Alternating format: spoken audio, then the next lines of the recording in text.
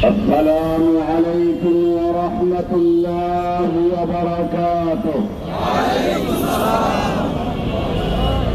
إن الحمد لله والصلاة والسلام على رسول الله. আল্লাহ সুবহানাহু ওয়া তাআলার মহান দরবারে শুকরিয়া জ্ঞাপন করছি, যিনি বাংলাদেশের উপর থেকে চেপে বসা এক জগদ্দল পাথর লেডি ফ্রাউন স্বৈরাচারী হাসিনাকে বাংলার জমিন থেকে বিদায় করে বাংলার জমিনকে পবিত্র করেছেন।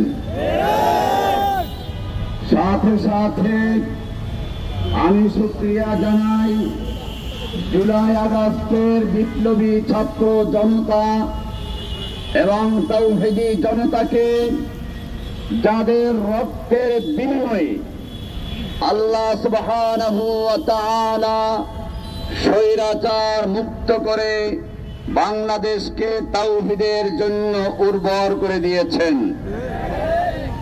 ভাইরা আমার, আপনারা জানেন বাংলাদেশ থেকে ইসলামকে বিতাড়িত করার জন্য ইন্ডিয়ার রয়ের হাতে লালিত পালিত ভারতের এজেন্ট, দালাল, ভারতের পা চাটা গোলাম শেখ হাসিনা এদেশে কতগুলো কর্মসূচি নিয়ে আগমন করেছিলেন। এক নাম্বার কর্মসূচি ছিল, যেহেতু তার বাপকে হত্যা করা হয়েছে, বাঙালি দেশ জাতির থেকে এবং বাংলাদেশ থেকে তার প্রতিশোধ নেওয়া। দুই নাম্বার কর্মসূচি ছিল এদেশ থেকে ইসলামী তাহাজিব তামাদ্দুনকে চিরবিদায় করে ভারতের কালচারকে প্রতিষ্ঠা করা। আর এজন্য এদেশের আলেম ওলামাদেরকে কাউকে জঙ্গি, কাউকে রাজাকার, কাউকে রাজাকারের নাতি পুতি বানিয়ে সকলকে হত্যা করে নির্যাতন জুলুম করে জেলে ভরে তারপরে এদেশটাকে ভারতের হাতে বিক্রয় করে দেওয়া। সেজন্য আপনারা জানেন তার কর্মসূচি ছিল, একদিকে যারা সহি ওলামায়ে কেরাম ছিলেন, হেফাজতে ইসলাম, এরকম অন্যান্য ইসলামিক সঠিক দল যারা ইসলামের জন্য আন্দোলন করেছিল, শাপলা চত্বরে রাতের অন্ধকারে বাতি বন্ধ করে নির্বিচারে গুলি করে এদেশের তাওহীদি জনতার রক্তে শাপলা চত্বরের রাজপথকে রঞ্জিত করা হয়েছিল। শুধু তাই নয়, আলেম ওলামাদেরকে জঙ্গি বানিয়ে বিভিন্ন জঙ্গি নাটক সাজিয়ে এরপরে নিজেরাই এক একটা ঘটনা ঘটাতো এবং মাদ্রাসার ছাত্র আলেমদেরকে গ্রেফতার করে তাদেরকে সেই ঘটনার নায়ক বানিয়ে সাজানো হতো। আপনারা জানেন এই বাংলাদেশের তাহাজিব তামাদ্দুনকে ধ্বংস করার জন্য একদল নাস্তিক, চরম ইসলাম বিদ্বেষী গণজাগরণ মঞ্চের নামে শাহবাগে একদল নাস্তিকদেরকে তৈরি করেছিল, যাদের মূল কাজ ছিল আল্লাহকে নিয়ে, রাসূলকে নিয়ে, ইসলামকে নিয়ে কটূক্তি করা, এদেশের তাওহীদি জনতার বিরুদ্ধে বিষোদ্গার করা, এমনকি আল্লাহর রাসূল, শবে কদর, লাইলাতুল কদর এইসব শব্দ নিয়ে পর্যন্ত মজাক করে করে এদেশের যুব সমাজ থেকে ইসলামের ভালোবাসাকে ধ্বংস করার চক্রান্ত করা হয়েছিল। সে সময় একদল তরুণ যুবকেরা ওদের জবাব দেওয়ার জন্য কলমের যুদ্ধ করেছিল, কথার যুদ্ধ শুরু করেছিল। এর মধ্যে একদল ছিল ফারাবি বলেন, এই ফারাবি ছেলেটা বর্তমানে প্রায় অন্ধ হয়ে গেছে, সে আলো দেখতে পারে না, আমি তাকে উপহার মজাক করে তাকে একটা ফুর্তি করে বলতাম নকটান, নিশাচর। এই ছেলেটা নিজের মাকে বাপকে হারিয়েছে, এরপরে তার সৎ মা তাকে কোন রকম খরচপাতি চালায়, অসহায় অবস্থায় আছে, কোনো অপরাধ নেই, তারপরেও তাকে যাবজ্জীবন সাজা দিয়ে তাকে জেলখানায় অন্ধকারে নিবন্ধিত করা হয়েছে। 21শে আগস্ট গ্রেনেড হামলার নামে শেখ হাসিনা এক নাটক করেছিল। আপনারা জানেন, যদি তাকে হত্যা করার জন্যই হামলা হতো, তাহলে হামলা কেন তার বক্তব্য শেষ হওয়ার পরে করা হবে?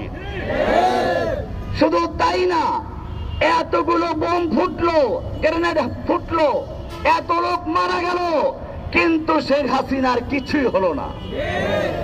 বারবার হামলা হয়, শেখ হাসিনা মরে না।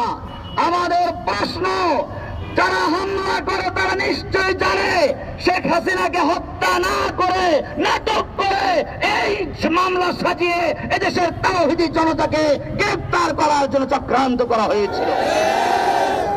আজকে সেই মামলায় গ্রেফতার হয়ে শেখ ফরিদ, এরপরে মাওলানা ইয়াহিয়া, শফিকুল ইসলাম সহ আরো অনেক আলেম, এদের মধ্যে মুফতি আব্দুল হাই সাহেব জেলখানায় মারা গেছেন, মুফতি ইয়াহিয়া সাহেব মারা গেছেন।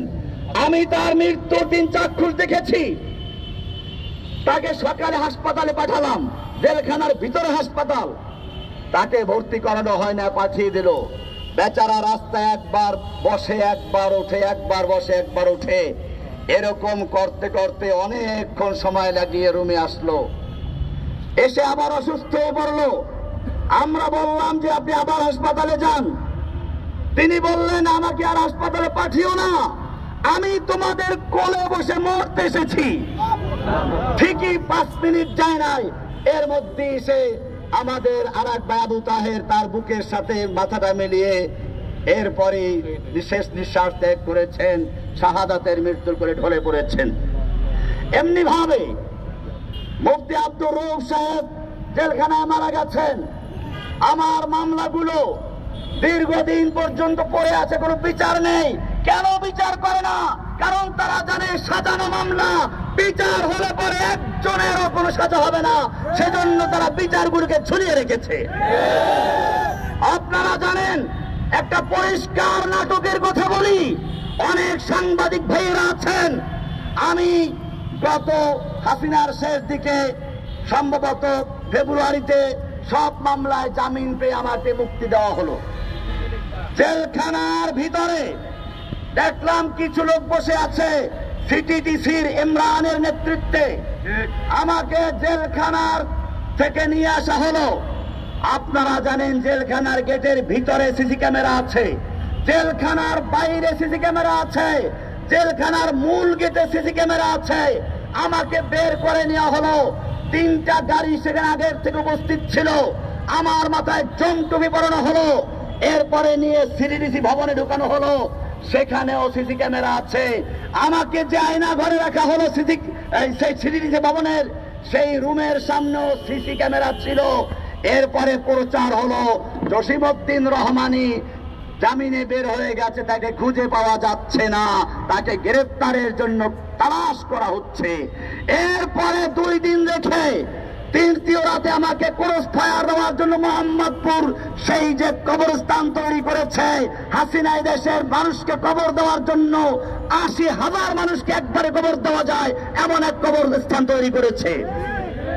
সেই কবরস্থান তৈরি করতে গিয়ে আমার মাদ্রাসা, আমার মসজিদ, আমার বাড়ি পর্যন্ত দখল করে রেখেছে। এখান থেকে আমাকে ক্রস ফায়ার দেওয়ার সাহস হলো না, হয়তো লোকেরা টের পেয়েছে, ফিরিয়ে নিয়ে আসলো। এরপরে একটা মামলা দিল, সেই মামলা এখন পর্যন্ত আমাকে ঝুলতে হচ্ছে। আমি সাংবাদিক ভাইদেরকে জিজ্ঞেস করি, আপনারা এত কিছু খুঁজে বের করতে পারেন, দিন দুপুরে আমাকে এতগুলো সিসি ক্যামেরার মাধ্যমে ছিনতাই করলো, অপহরণ করলো, গ্রেফতারের নাটক করলো, আপনারা কোথায় ছিলেন? কেন এখন পর্যন্ত এটা বের করে হাসিনার এই নাটকের সত্যিকার প্রমাণ দিতে পারলেন না? হাসিনার নাটক আরো আমি দেখাই, অভিজিৎকে যখন হত্যা করলো কে বা কারা, তখন অভিজিৎ হত্যার মামলা, যেহেতু অভিজিৎ রায় ছিল আমেরিকান নাগরিক, সেজন্য একটা নাটক সাজালো। তাওহিদুল ইসলাম নামে একজনের লন্ডনের নাগরিক, মানসিক রোগী, বাংলাদেশে চিকিৎসার জন্য এসেছে, তাকে গ্রেফতার করলো। আমার ছোট ভাই একটা কলেজের প্রফেসর ছিল, একটা সরল সোজা মানুষ, গ্রামের এক কলেজের প্রফেসর, তাকে ধরে আনা হলো। এরপরে সাজানো হলো এরা টিএসসি পার্কে বসে, তারপরে অভিজিৎ রায়ের মামলার হত্যার পরিকল্পনা করে, তারপরে হত্যা করেছে, এরপরে এই করে সেই করছে, এমন ভাবে নাটক সাজিয়ে প্রচার করলো। বাংলাদেশের না আন্তর্জাতিক সব মিডিয়া সেটা প্রচার হলো। কিন্তু যেহেতু বিষয়টা আমেরিকান নাগরিকের, আমেরিকা বুঝতে পারলো এটা সাজানো, আমেরিকা ভেটো দিল অভিজিতের স্ত্রী বন্যা। তখন এই মামলা বাতিল হয়ে গেল, নতুন করে আবার আসামি ধরা হলো। আমি জিজ্ঞেস করতে চাই, প্রথমবার যাদেরকে গ্রেফতার করে নাটক সাজানো হয়েছিল, পরে যাদেরকে বেকসুর খালাস দেওয়া হলো, আমার ভাইদের অত্যাচার করে হত্যা করা হলো, এদের বিচার কে করবে? আমি এদেশের সাংবাদিক ভাইদেরকে জিজ্ঞেস করতে চাই, আপনারা কি কোনোদিন জিজ্ঞেস করেছেন পুলিশদেরকে যারা নাটক সাজিয়েছিল যে তোমরা যে প্রথমবার গ্রেফতার করে এত সুন্দরভাবে সাজালে, কোন জায়গায় পরিকল্পনা হয়েছে, কে হত্যা করেছে, কখন করেছে, একেবারে চাক্ষুষ সব দেখিয়ে দিল, পরে দেখে গেল সব ভুয়া প্রমাণিত হয়েছে, অন্য আসামিদেরকে গ্রেফতার করে আবার তাদেরকে দিয়ে সাজিয়েছে। আমি জানি না দ্বিতীয়বার যাদের গ্রেফতার করা হয়েছে তাদেরকে এরকম নাটকের মাধ্যমে গ্রেফতার করেছে কিনা। সেজন্য মনে রাখতে হবে, শেখ হাসিনার আমলে যতগুলো লোক গ্রেফতার করা হয়েছে, বেশিরভাগ বরং সবগুলোকে বিভিন্ন নাটক সাজিয়ে ওদের অন্য হত্যাগুলোকে ধামাচাপা দেওয়ার জন্য এই কাজগুলো করেছে। যখনই বাংলাদেশে কোন বড় ধরনের অপকর্ম হাসিনা করেছে, নির্বাচন করেছে, রাতের নির্বাচন, সারা বিশ্ব তার বিরুদ্ধে রেখেছে, বিশ্ব দৃষ্টি অন্যদিকে ফিরিয়ে দেওয়ার জন্য তাড়াতাড়ি করে হলিয়ার ডিজাইনে এক হামলা চালিয়ে গোটা বিশ্বের দৃষ্টিভঙ্গি সেই রাতের নির্বাচনের থেকে ফিরিয়ে, সমালোচনার থেকে ফিরিয়ে হলিয়ার ডিজাইন থেকে ঘুরিয়ে দিয়েছিল। বারবার সেই নাটক করেছে। সুতরাং আমার এই বর্তমান তত্ত্বাবধায়ক সরকারের কাছে আমি বলবো, আপনারা ক্ষমতা এসেছেন সেই সকল নির্যাতিত, নিপীড়িত, মজলুম মানুষের রক্তের বিনিময়ে, সেই সকল মজলুম মানুষের ফরিয়াদের বিনিময়ে, ওই সকল লোকদের রক্তের উপর দিয়ে আপনার ক্ষমতা এসেছেন। আপনাদের উচিত হবে অতি দ্রুত শেখ হাসিনার আমলে যতগুলো মামলা হয়েছে, তথ্য প্রযুক্তি আইনে, সন্ত্রাস বিরোধী আইনে, সব মামলাগুলোকে বাতিল করে দিয়ে যারা ইসলামিক সংগঠনের যে সংগঠন হোক না কেন, সকলকে নির্দোষ ভাবে বেকসুর খালাস দিয়ে মুক্তি করার জন্য আমি জোর দাবি জানাচ্ছি। আমি জানি বাংলাদেশে একদল আছে আল্লাহর দল, এদের নেতারা জেলে আছে, এদের সম্পর্কে আমি জানি এরা কোনো জঙ্গি সংগঠন না। এখন তারা তাদের ভুল ভ্রান্তি ছিল, বুঝতে পেরেছে। তারা আগে বলতো নামাজ 2 রাকাত, কোরআন মানা লাগে, হাদিস লাগে না। এখন তারা তওবা করেছে, কোরআন হাদিস মানে। এরকম ভাবে হিজবুত তাহরীর এই সংগঠন কোনো জঙ্গি সংগঠন না। এদের কাজ লিফলেট বিতরণ করা আর খেলাফত চাওয়া। হাসিনা এই সব দলগুলোকে জঙ্গি বানিয়ে অতি দ্রুত নিষিদ্ধ করেছে। এরপরে শুধু এটাই নয়, যে দলের অস্তিত্ব নেই, আনসারুল্লাহ বাংলা টিম নামে একটা দল তৈরি করে, কাল্পনিক দল তৈরি করে, তার আবার প্রধান গুরু বানিয়ে দিল আমাকে। আমি বারবার চ্যালেঞ্জ করেছি, এখনো চ্যালেঞ্জ করছি, সাংবাদিক ভাইরা আপনারা এত কিছু খুঁজে বের করেন। আমি বলছি, আমার গ্রেফতারের আগ পর্যন্ত বাংলাদেশে আনসারুল্লাহ বাংলা টিম নামে কোন দলের অস্তিত্ব ছিল না। আর যদি আমার অজানা মতে কোন জায়গায় থেকে থাকে, আমার সঙ্গে এর কোন সম্পর্ক ছিল না, আমার বক্তব্য, আমার লেখা সবগুলো রেকর্ড আপনাদের কাছে আছে। আপনারা খুঁজে দেখুন কোথাও এই আনসারুল্লাহ বাংলা টিম নামে কোন দল অস্তিত্ব, আমার কোন লেখা বা কোনো কিছু আছে কিনা। এটা সম্পূর্ণ তৈরি করা হয়েছিল এদেশের ভিতরে যখন একটা তাওহীদের বিপ্লব শুরু হয়েছিল, তাওহীদের জাগরণ তৈরি করা হয়েছিল, সেই তাওহীদি জাগরণকে ধ্বংস করার জন্য নতুন করে একটা দল তৈরি করে হাসিনা ভারতের নির্দেশে, এই যে তৎকালীন ডিবির প্রধান ছিল মনিরুল ইসলাম মনির, মদখোর, সারাদিন মদে ডুবে থাকতো, সেই মদখোর মনির, মশিউর রহমান, তাওহীদ, এই লোকগুলো। তারপরে একটা ছিল নিবারণ চন্দ্র বর্মন। এই নিবারণ চন্দ্র বর্মন আপনারা জানেন, সে রাজশাহীতে পরে ওসি হয়ে আর একজনকে ধর্ষণ করে শাস্তি স্বরূপ তাকে আবার পার্বত্য অঞ্চলে পাঠানো হয়েছিল। এই নিবারণ চন্দ্র এই বাংলাদেশের যতগুলো নাটক সাজানো হয়েছে, এই সব নাটের গুরু হচ্ছে এই মনিরুল ইসলাম, আসাদুজ্জামান, এরকম ভাবে ইমরান, এরকম ভাবে আরো অনেকগুলো, যাদের নামগুলো আমি এখন সব বলতে পারছি না। এর সঙ্গে জড়িত ছিল কিছু পত্র পত্রিকা, ডেইলি স্টার, তারপরে প্রথম আলো, গানবেলার সাংবাদক কিশোর বাজেন, সন্তোষ শর্মা, আর একটা সাংবাদিক আছে নাম করা, এটাও ছিল ওখানে। এরা সরাসরি এই ডিবির সঙ্গে আতাত করে ওদেরকে ভুয়া তথ্য দিত এবং ডিবি যা বলতো নির্বিচারে কোনো বাদ বিচার ছাড়াই সেগুলো প্রচার করত।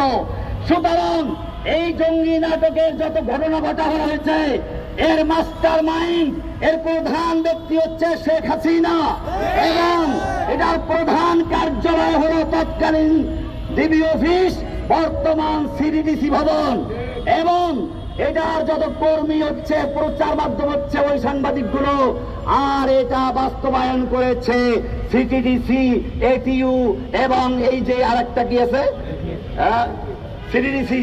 এই সমস্ত লোকগুলো হচ্ছে হাসিনার পাঁচটা গোলাম, তারা হাসিনার প্রত্যেকটা নাটকের সহযোগিতা করেছে। এরাই আমাদের জুলাই আগস্টে ছাত্রদের বুকে নির্বিচারে নেচে নেচে গুলি করেছে। আমি এদেশের তাওহীদি জনতাকে বলবো, এখনো যদি তাদের গ্রেফতার করা না হয়, তারা জেনে রাখবেন তারা শক্তিশালী হয়ে শুধু আমাদেরকে নয়, জুলাই বিপ্লবের যারা সেনা ছিল তাদেরকে গ্রেফতার করার চক্রান্ত করবে। সেদিন বেশি দূরে নয়, যেদিন ওরা এই পুলিশ মারার বিচারের জন্য মামলা করবে, হাসিনার 32 নাম্বার পুরানোর জন্য মামলা করবে। আপনারা জানেন এখনো সেই দুষ্ট পুলিশগুলো আমাদের ভাইয়েরা যখন অনেক কষ্ট করে জেলখানা থেকে টাকা পয়সা খরচ করে জামিন পায়, এরপরে তাদের মামলা স্টে করে আবার রিঅ্যারেস্ট করছে। গতকালকেও কাকে রিঅ্যারেস্ট করা হয়েছে? এই সাথী শাহজাহান নামে একটা মহিলা অ্যাটর্নি জেনারেল অফিসে কাজ করে। এই মহিলা এই রিঅ্যারেস্টের সব নাটকগুলো সাজিয়ে দেয়। আমি আজকের এই মঞ্চ থেকে বলবো, এই সরকারকে বলবো, অতি দ্রুত হাসিনার আমলে যারা মামলা করেছে, মামলার আয়ু হয়েছে, মামলা সাজিয়েছে, মামলার সাক্ষী হয়েছে, এরা সবগুলো এই নাটকের সঙ্গে জড়িত। ওদেরকে দ্রুত গ্রেফতার করে বিচারের আওতায় নিয়ে আসুন, নতুবা ওরা আবার একটা দুর্ঘটনা ঘটাবে। আর তখন যদি বাংলার তাওহীদি জনতা মাঠে নামে, ইনশাআল্লাহ সেদিন যে বিপ্লব হবে, সেই বিপ্লব হবে তাওহীদের বিপ্লব, সেই বিপ্লব হবে ইসলামী বিপ্লব। ইনশাআল্লাহ আমি সারা বাংলার জনগণকে জিজ্ঞাসা করি, যদি এই সমস্ত পুলিশদের গ্রেফতার করা না হয়, যদি আমাদের কারাবন্দী ভাইদের মুক্তি দেওয়া না হয়, যদি আমাদের মামলাগুলো প্রত্যাহার করা না হয়, এজন্য মাঠে নামতে হয়, বুকের তাজা রক্ত ছেড়ে দিয়ে রাজপথে শহীদ হতে হয়। তোমরা তো থাকবে কিনা ইনশাআল্লাহ? জেনে রাখো, জেনে রাখো, জেনে রাখবে, সোজা আঙ্গুলে ঘি না উঠলে আঙ্গুল বাঁকা করতে হবে। যদি প্রয়োজন হয় আমাদের কারাবন্দী ভাইদের মুক্তি করার জন্য বুকের তাজা রক্ত ঢেলে দিয়ে সারা বাংলা ঘাও করতে হবে, তোমরা তৈরি আছো ইনশাআল্লাহ? তাকবীর। আল্লাহ সুবহানাহু ওয়া তাআলা আমাদের সকলকে কবুল করেন, আমিন। ওয়া সাল্লাল্লাহু তাআলা আলা নবিয়িনা মুহাম্মদ ওয়া আলা আলিহি ওয়া সাহবিহি আজমাইন। সাথে বন্ধুগণ, দোয়ার মাধ্যমে অনুষ্ঠান শেষ হবে। তবে আজকে যে আমরা এই প্রোগ্রাম করলাম, আমাদের 5 দফা দাবি আছে। আমি বৈষম্যহীন কারামুক্তি আন্দোলনের বর্তমান গার্মেন্টস আন্দোলনের সেক্রেটারি হিসেবে আজকের এই 5 দফা দাবি তুলে ধরছি, মিডিয়ার দৃষ্টি আকর্ষণ করছি। 1 নম্বর দফা, শফিউর রহমান ফারাবী সহ সকল নিরীহ দিনদার বন্ধুদের অবিলম্বে মুক্তি দিতে হবে। 2য় দফা, মিথ্যা মামলাগুলো তদন্তের জন্য স্বাধীন কমিশন গঠন করতে হবে। 3 নম্বর দফা, সন্ত্রাস বিরোধী বিশেষ ক্ষমতা আইন সংশোধন করে তার অপব্যবহার বন্ধ করতে হবে। 4 নম্বর দফা, বিচার বিভাগকে সম্পূর্ণরূপে রাজনৈতিক প্রভাব মুক্ত করে পূর্ণ স্বাধীনতা দিতে হবে। 5 নম্বর দফা, মত প্রকাশের স্বাধীনতার নামে ইসলাম অবমাননা বন্ধে আইন প্রণয়ন করতে হবে। কোন ব্যক্তি যদি মত প্রকাশের স্বাধীনতার নামে ইসলামের বিরুদ্ধে কথা বলে, আমরা এটাকে কখনোই বাক স্বাধীনতা বলে চিহ্নিত করতে চাই না। এদেশের জনগণ তাকে কখনো আমরা বাক স্বাধীনতা বলে মেনে নিব না। সুতরাং সরকারের দৃষ্টি আকর্ষণ করছে এই 5 দফা দাবি যেন বাস্তবায়ন করা হয়। আজকে আপনারা অনেক দূর দূরান্ত থেকে এসেছেন, কষ্ট করেছেন। আল্লাহ রাব্বুল আলামিন আপনাদের প্রত্যেককে জান্নাত খায় দান করেন। এই পর্যায়ে মোনাজাতের মাধ্যমে আমাদের অনুষ্ঠান সমাপ্ত করা হবে। মোনাজাত পরিচালনা করবেন মুসলমান কারামুক্তি আন্দোলন এর সংগ্রামী সভাপতি ও হেফাজত ইসলাম বাংলাদেশের যুগ্ম মহাসচিব মাওলানা নূর ইদ্রিস মদনী হাফিজাহুল্লাহ। اللهم صل على سيدنا محمد وعلى ال محمد وبارك وسلم. اللهم صل على سيدنا روح محمد في الارواح. اللهم صل على سيدنا محمد في الاجساد. اللهم صل على سيدنا محمد في القبور. اللهم ارض روح محمد فيما تحمل سلاما. يا رب لك الحمد كما يقام بجلال وجهك سلطانك. يا رب لك الحمد كما يقام بجلال سلطانك. الله اكبر الله اكبر لا اله الا الله والله اكبر. اللهم اهدنا فيمن هديت وعافنا فيمن عافيت وتولنا فيمن توليت وبارك لنا فيما اعطيت وقنا واصرف عنا شر ما قضيت فانك تقضي ولا يقضى عليك فانه لا يذل من واليت ولا يعز من عاديت تبارك وتعالى ونستغفرك ونتوب اليك وصلى الله على النبي الكريم. اللهم اهلك الكفرة والمبتدعة واليهود والنصارى والمشركين والصبيين الذين يصدون عن سبيلك ويكذبون رسلك ويقاتلون اولياءك. اللهم خالف بين كلمتهم اللهم خالف بين كلمتهم وزلزل اقدامهم وفتت شملهم ومزق اعمالهم ويكفت اعراضهم وانفعلك في قلوبهم وقلبهم وعن دينهم فاسق الذي وترك والقول المسلمين. يا الله يا رحمن يا رحيم يا كريم يا بديع السماوات والارض. يا الله يا الله انا استغفر يا الله بسمك يا الله وكن بعد يا الله معافيك وشكرك يا الله بجنبك يا الله مرحمتك يا الله يا الله আমাদের প্রধান কবুল করে আল্লাহ। ইয়া আল্লাহ এই সুন্দর ইয়া আল্লাহ এই রমজান মাসের মধ্যে আগে প্রধান কবুল করে আল্লাহ।